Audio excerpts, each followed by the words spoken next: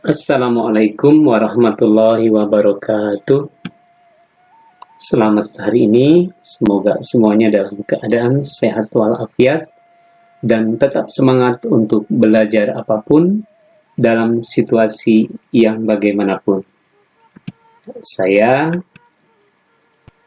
namun biasa dipanggil, ya kenapa?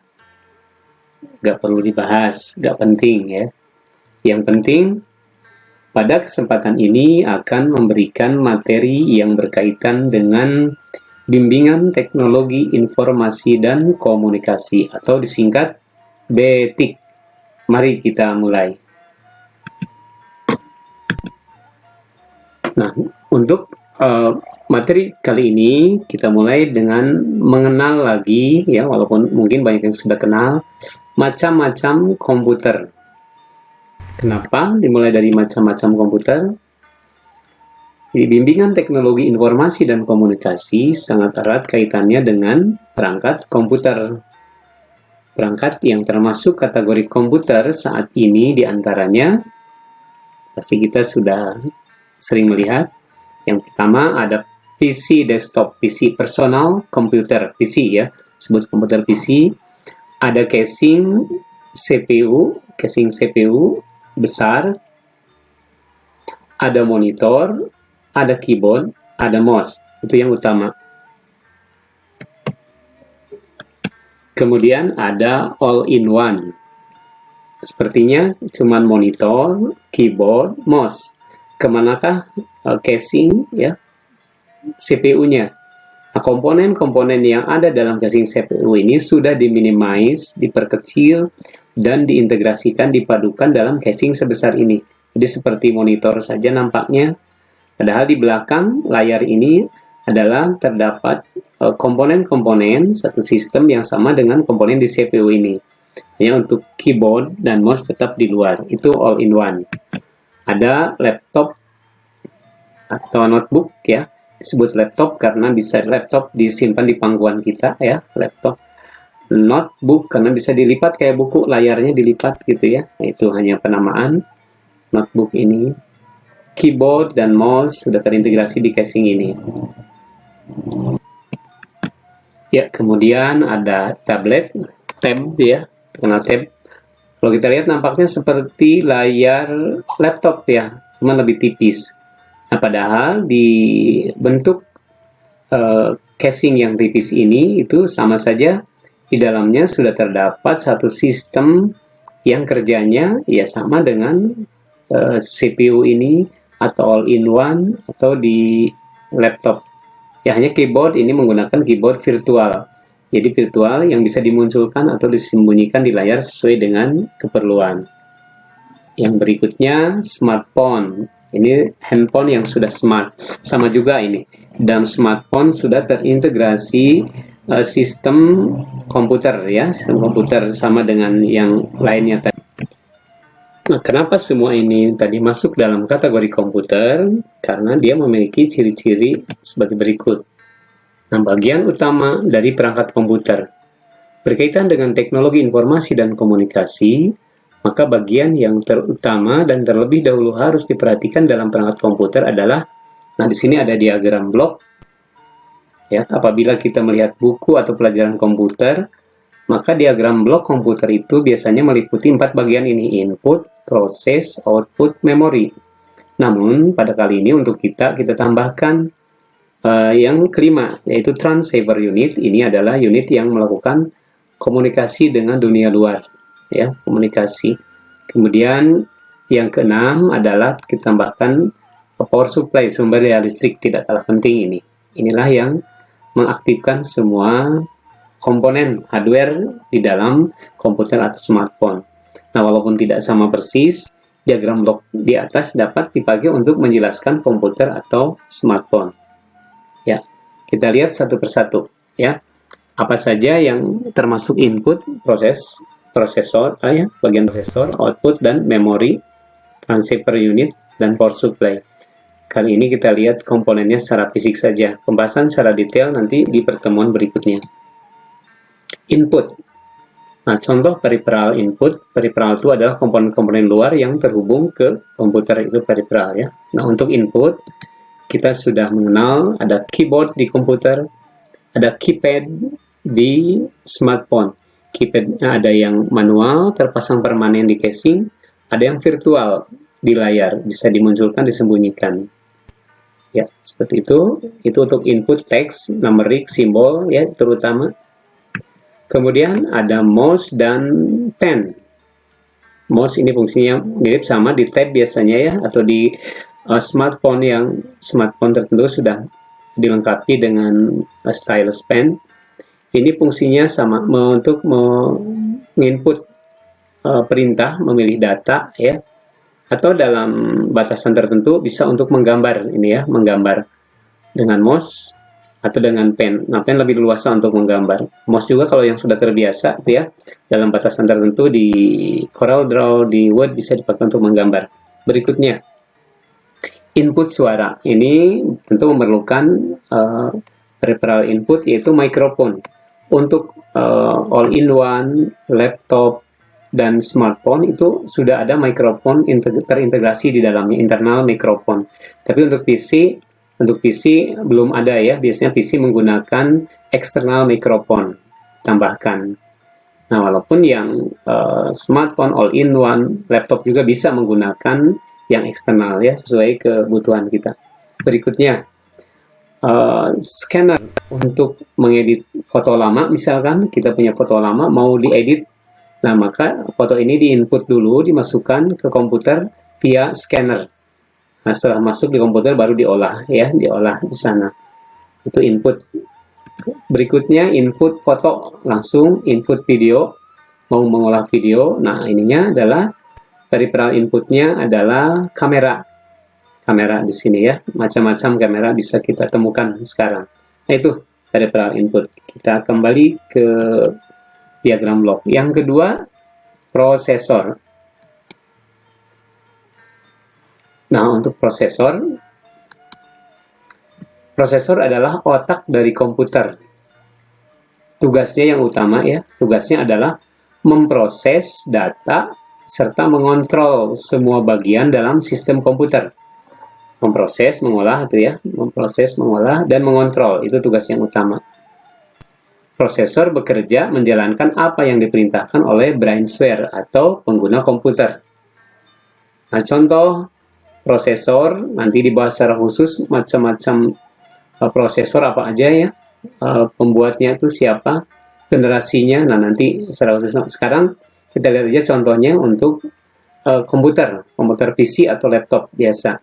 Kita bisa menemukan komputer ini, misalkan ini contoh prosesornya yang dari Intel Core i7, Core i7 ya.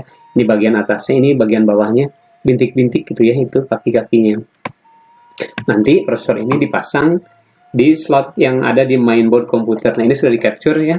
Ini kita capture bagian slotnya aja. Nanti prosesor ini dipasang di sini dengan posisi tertentu, ada guide-nya di sini ya. Jadi tidak akan balik masangnya, tidak akan tertukar. Dipasangkan di sini, dikunci. Nah, karena ini pada saat dijalankan ini panas cukup tinggi, maka setelah dipasang di slotnya, maka di atasnya ditempel heatsink, pembuang panas pendingin. Di sini pembuang panasnya ada aluminium ya, aluminium pendingin, dan ditambah pula dengan fan, kipas ya, blower di sini. Nah, sehingga diharapkan heatsinknya, proses pendinginannya optimal. Jadi ini nanti panasnya stabil, tidak dalam taraf yang membahayakan mainboard atau prosesor itu sendiri, begitu kira-kira ya. Nah, ini untuk prosesor ya, untuk bentuknya. Untuk smartphone juga sama, berbentuk persegi, hanya lebih kecil di sini. Kalau kita lihat di smartphone pasti lebih kecil ya. Nah, kalau kita melihat bentuknya saja, kita tidak akan bisa menentukan mana prosesor, apalagi yang belum kenal ya. Nah, tapi dengan melihat tulisan-tulisannya, nanti kita lihat contoh ini ya. Di sini yang kanan kiri atas nih ada Snapdragon, ini yang banyak digunakan ya di prosesor smartphone. Itu dari Qualcomm. Ada Samsung mengeluarkan prosesor Exynos. Kemudian ada Intel Atom, ada Apple ya. Ada Kirin, dan sebagainya. Nanti kita lihat, kita nanti akan menginventarisir ini. Nah, contoh di sini ya, ini adalah mainboard dari smartphone yang dibuka tertentu. Nah, prosesornya mungkin kalau yang belum biasa yang mana nih, ini persegi banyak gitu ya, yang perseginya banyak. Tapi yang manakah yang prosesor? Nah, lihat saja nanti di tulisannya, di badannya. Itu dulu ya untuk prosesor. Kemudian kita kembali lagi ke diagram blok. Nah, selanjutnya adalah tadi input, proses, prosesor, output. Kita lihat yang kita lihat sehari-hari di komputer itu yang masuk ke output itu yang mana gitu ya. Nah, kita pasti udah tahu untuk output.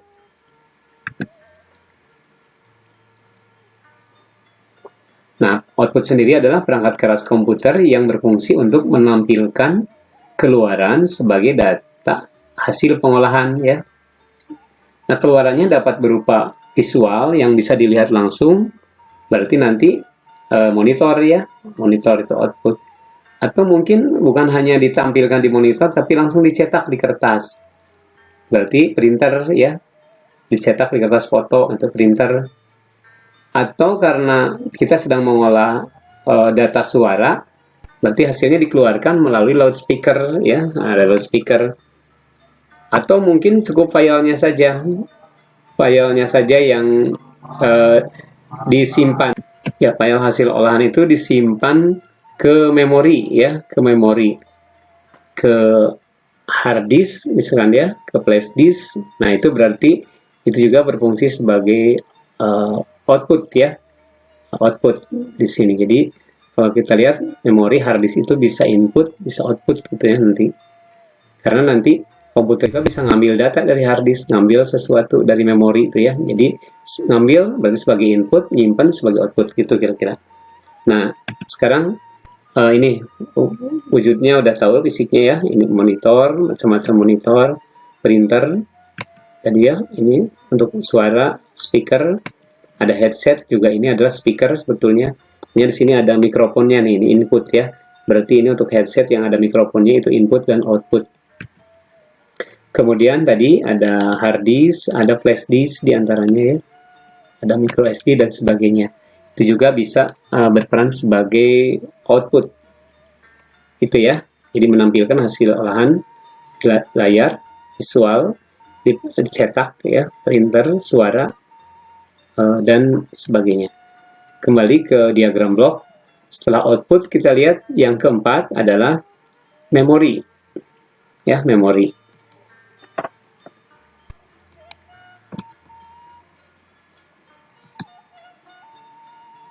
Ya, kita lihat memori. Nah, dalam suatu perangkat komputer, setidaknya kita akan menemukan 3 istilah memori sebagai berikut. Yang pertama, ROM, Read Only Memory. Nah, perlu dicatat, apa yang penting dari ROM ini? Berisi firmware atau BIOS. Basic Input Output System, BIOS ya. Nah, program ini yang pertama kali dijalankan ketika komputer mulai on atau smartphone mulai on. Ini firmware atau BIOS ini yang pertama kali berjalan di komputer. Ya. Nah, dinamakan read only karena program yang tersimpan sifatnya permanen, tidak bisa diganggu-gugat oleh browser atau pengguna komputer. Jadi programnya ya udah seperti itu bawaannya ya, tidak bisa dikotak-atik. Itu ROM ya, yang penting ada BIOS, ada firmware atau BIOS ya. Berikutnya ada memori yang dinamakan kalau tadi read only, sekarang RAM, random access memory. Nah, adalah memori tempat menjalankan OS, operating system. Nanti kita akan sering menyebut OS ya. Ini tempat menjalankan, nih lihat, bukan ya, untuk menjalankan. Kita garis bawahi menjalankan operating system dan berbagai aplikasi. Semakin besar kapasitas RAM, semakin baik kinerja komputer. RAM hanya berisi data ketika perangkat komputer on atau hidup. Ketika perangkat off, maka data di RAM kembali kosong. Ya, kita review. Jadi RAM itu seperti itu ya, menjalankan operating system, kemudian aplikasi apa yang diinginkan. Nah, disebut random, kenapa random? Karena kalau ROM BIOS isinya udah jelas seperti itu ya, permanen tetap. Kalau RAM itu program yang berjalan di RAM ya random ya, bisa acak. Setelah operating system jalan, nanti kita bisa menjalankan apapun ya. Ada Word, media players, Corel Draw ya, Photoshop dan sebagainya. Nah, jadi makanya namanya random access memory. Jadi isinya bisa random apapun ya. Nah, berikutnya supaya jelas, yang ketiga ada storage memory. Storage atau orang sering menyebut internal memory katanya. Adalah memori tempat menginstal. Nah, ini deh kita bedakan. Memori tempat menginstal atau menyimpan OS, operating system, aplikasi, dan data personal, dokumen, surat menyurat, tabel, gambar, foto, lagu, video, dan sebagainya. Nah, OS, operating system, adalah program yang mutlak diperlukan untuk menjalankan berbagai aplikasi. Nanti ada internal storage dan external storage. Nah, ini OS itu diinstalnya. Jadi ketika kita membeli komputer baru, biasanya ya sudah include dengan operating system. Atau bisa juga kita beli supaya lebih murah, kosong aja, belinya kosong. Nah, itu jadi berarti hanya BIOS yang ada. Nantinya BIOS belum bisa dipakai itu ya. Nyalakan, nanti mencari OS, operating, not found, biasanya begitu. Nah, jadi ini. Nah, kita bedakan ulangi RAM dan ROM. RAM dan storage ya. OS tadi. Jadi OS itu diinstalnya di storage memory, di hard disk misalkan lah, kalau di komputer di hard disk ya mudahnya. Nah, tapi ketika komputer dijalankan, nanti ROM ya, ROM aktif programnya. Setelah ROM selesai, baru mencari OS ke internal, ke storage, dan diakses, dijalankan di RAM. Ya. Nah, jadi mentahannya, pasifnya itu operating system ada di storage, di hard disk, tapi dijalankannya di RAM ya, di RAM gitu.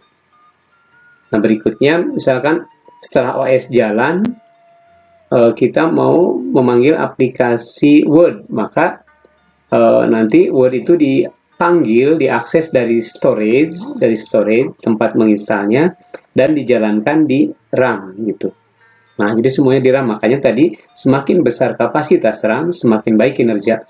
Jadi kita bisa membuka banyak program dalam waktu yang bersamaan kalau RAM-nya besar. Ya, seperti itu. Nah, itu dulu untuk ini. Namun kita lihat komponennya yang bisa kita lihat, memori itu apa aja. Nah, inilah tadi BIOS ya.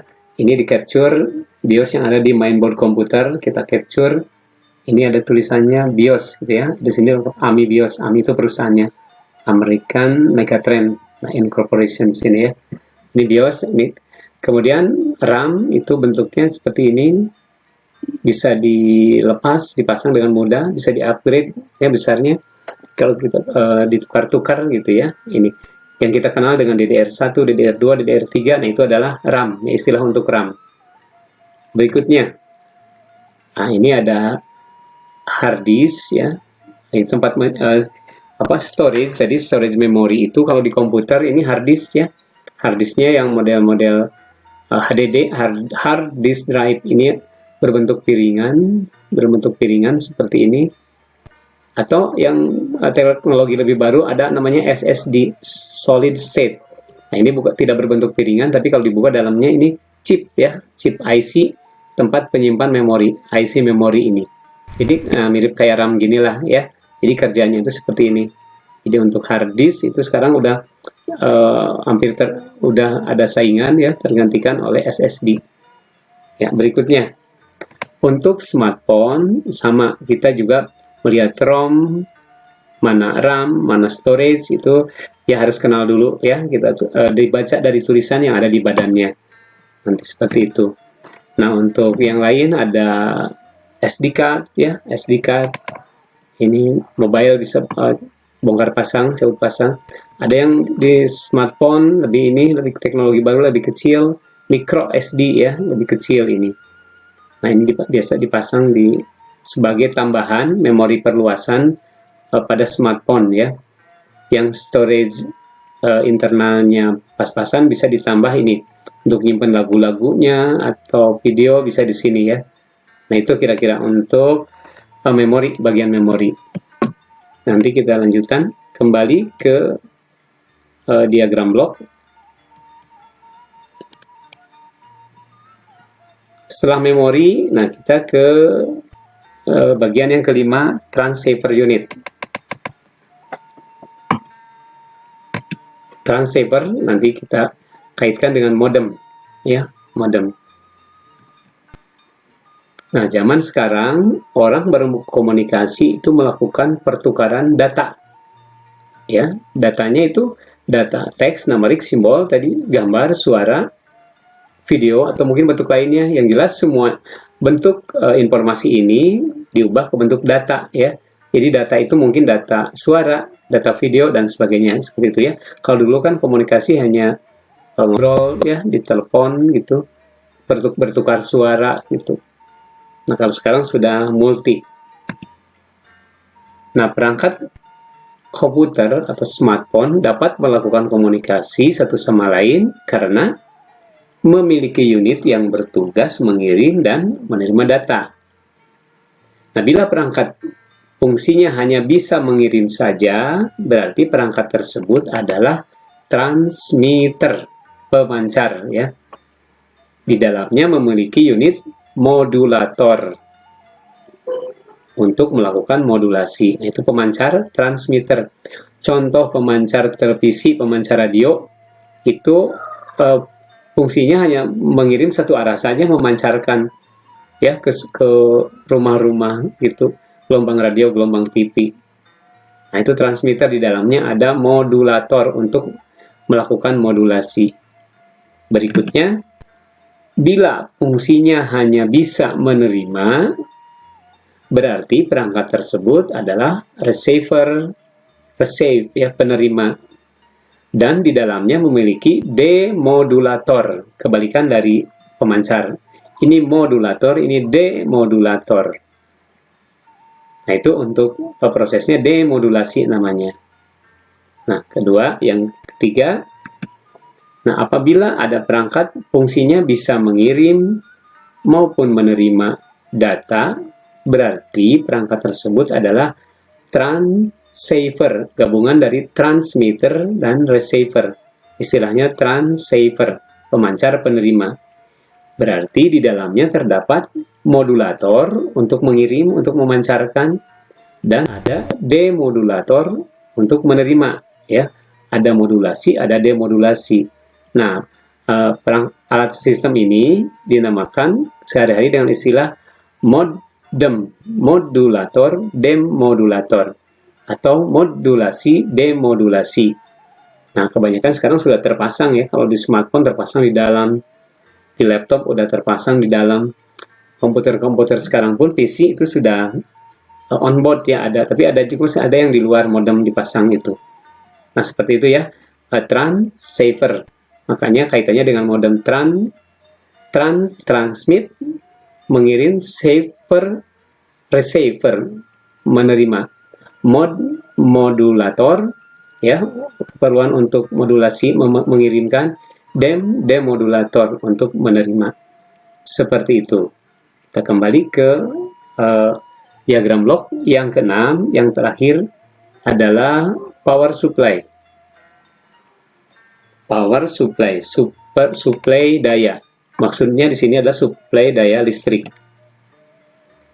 Jadi semua perangkat elektronik membutuhkan suplai daya listrik agar semua bagian atau unit dalam sistem dapat bekerja dan berjalan sesuai dengan fungsinya masing-masing. Nah, pada komputer PC yang lama itu, suplai daya listrik diperoleh dari PSA, kepanjangan dari Power Supply Adapter. yang terpasang di dalam casing CPU-nya. Nah, selain PSA, pada komputer PC terdapat pula baterai CMOS namanya. Umumnya berbentuk kancing bulat ya. Nah, untuk apa baterai ini? Baterai ini bertugas memberikan daya listrik kepada chip ROM tadi ya, kepada memori ROM ketika komputer PC off, ketika komputer terputus dari sumber listrik PLN.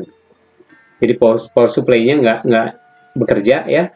Nah, ada baterai yang bekerja, yaitu memberikan listrik kepada ROM. Nah, kita lihat dulu ininya. Inilah PSA power supply di dalam casing CPU ini yang dibuka dilepas ya. Kalau kita kan melihat hanya bagian kabel inputnya aja, kabel dayanya ke listrik gitu. Ininya ke motherboard, ke mainboard. Nah, inilah contoh PSA ya, power supply. Kemudian ini contoh kita capture baterai CMOS tuh, yang berbentuk bulat, berbentuk kancing, bisa dilepas dengan mudah, jadi pasang. Ini contoh yang real gini supaya kebayang, ketika suatu komputer dijalankan, misalkan tanggal 1 Agustus ya, kemudian komputer itu, PC itu di-off-kan, listriknya dicabut, listrik PLN-nya, berarti kan power supply ini tidak menghasilkan daya listrik. Nah, namun ketika dihidupkan seminggu kemudian, maka ketika dijalankan, komputer tanggalnya berjalan, tanggal 8 gitu ya. Kenapa? Padahal listrik ini off gitu ya. Nah, itulah ini yang memberikan sumber listrik kepada ROM. Di dalam ROM, BIOS, ada salah satu contohnya adalah firmware, ada program tanggal, program waktu, jam ya. Nah, inilah sumber daya listriknya dari baterai berbentuk kancing ini. Itu ya, kecuali kalau baterai ini sudah kosong strumnya, maka ketika hari ini tanggal misalkan dijalankan udah betul ya, kita jalankan setting tanggal 21 gitu ya. Tapi ketika dijalankan seminggu kemudian, dinyalakan, pasti ini tanggalnya akan ngaco, settingnya mungkin ke masa lampau ya, karena ininya kosong, tidak menahan data tanggal itu. Nah, itu untuk baterai CMOS ya. Untuk ini ada di laptop, biasanya di PC, komputer PC. Berikutnya, contohnya pada laptop atau smartphone atau tablet, suplai daya listrik diperoleh dari baterai yang dapat diisi ulang, recharge ya. Nah, baterai ini terpasang removable, mudah dilepas dan dipasang, atau mungkin terpasang permanen di dalam casing. Sehingga untuk membukanya kita perlu obeng tertentu, untuk menggantinya apa ya. Nah, gitu. Jadi, tapi yang jelas dua-duanya recharge, bisa diisi ulang. Contoh yang jelas inilah. Ini baterai laptop ya. Nah, ini mudah dilepas dengan menggeser tuas ininya, menggeser kuncinya, kemudian diangkat, terlepas. Ya, baterai-baterai ini yang dipasang di luar. Kemudian untuk chargernya ini, contoh charger laptop. Untuk smartphone juga sama, ini contoh baterai-baterai smartphone yang mungkin dengan sangat mudah dilepas, atau mungkin kita harus buka casing dulu ya. Ini baterai, hanya yang jelas ini recharge, ini chargernya ya udah nggak asing lagi. Seperti itu ya untuk ini. Nah, jadi lengkap untuk 6 sudah kita ulas secara umum dulu ya. Ini untuk diagram blok suatu komputer. Nah, dari PC, all-in-one ya, laptop, kemudian tab, kemudian smartphone, sama memiliki bagian-bagian ini. Nah, nanti kita bahas lebih detail ya untuk bagian komputer ini. Ya, sekian dulu untuk pertemuan kali ini. Di pertemuan selanjutnya kita akan berkenalan lebih akrab lagi dengan namanya Cekokom komputer ya, melalui bimbingan TIK, ya, TIK itu. Ya, terima kasih atas perhatiannya. Wassalamualaikum warahmatullahi wabarakatuh.